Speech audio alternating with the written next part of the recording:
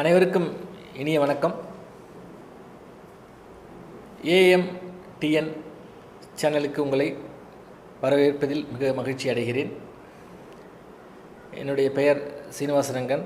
நான் ஒரு உளவியல் நிபுணர், மருத்துவ சேவையாளர், அப்போலோ மருத்துவமனை. வெல்னஸ் அப்படிங்கிற ஒரு டாப்பிக்கை பற்றி I will share my inside. I am sure you will find my inside very very useful.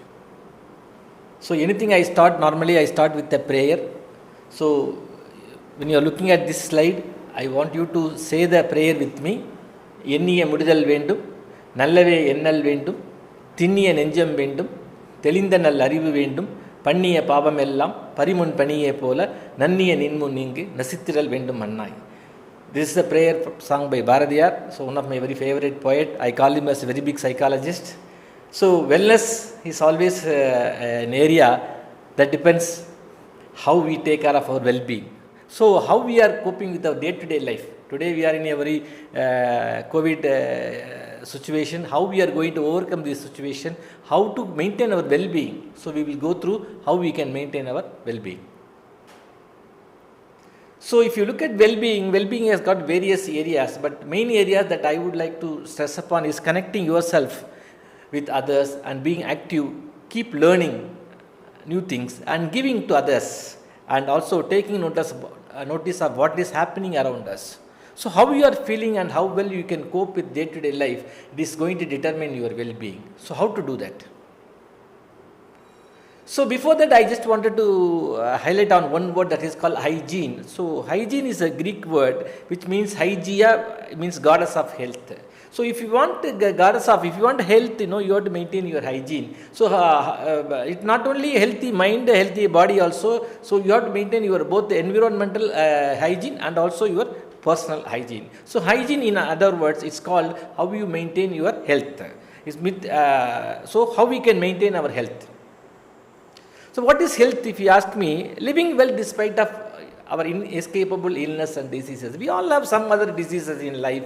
We get into illness, we get into COVID situation, like we get into cold, we get into fever, we get into some disease. It can be a lifestyle diseases also.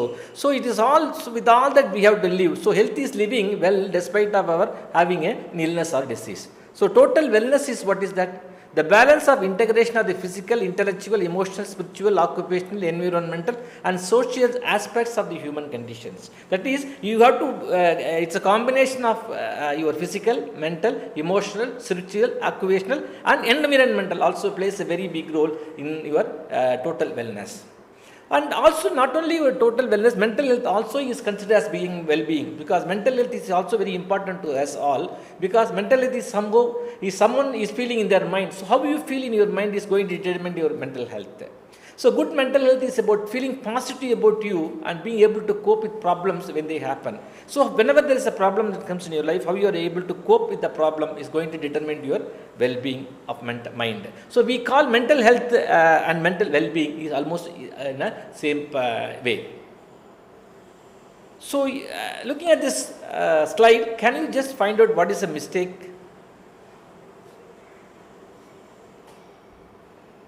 So if you have found out what is the mistake, I appreciate you that you are with me. That word "the" is repeated twice here. So if you could find out the word twice, that you are very much with me in this presentation. So there is also not only this well-being causes, particularly this COVID situation has got created a lot of psychological issues to us. There is a fear of infection, whether I'll get an infection, or health-related anxiety, frustration and boredom, not getting our supplies that we want, inadequate information, and then aggravation of existing mental health issues. Somebody is already having a mental health issue, this that get increased due to this COVID situation. So so this all has got an impact on our well-being. So just as for the medical background, since I just wanted to tell you that this is how this COVID gets transmitted is through droplet. So it's a respiratory secretion from coughing or sneezing. When we cough or sneeze together, we expel about 46,000 droplets from our mouth.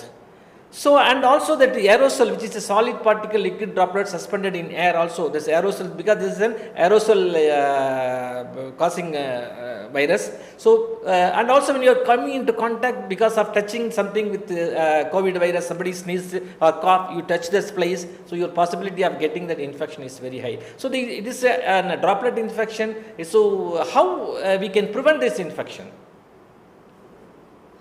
Is very, we are all bombarded with this information like washing, covering, avoiding, distancing and isolating.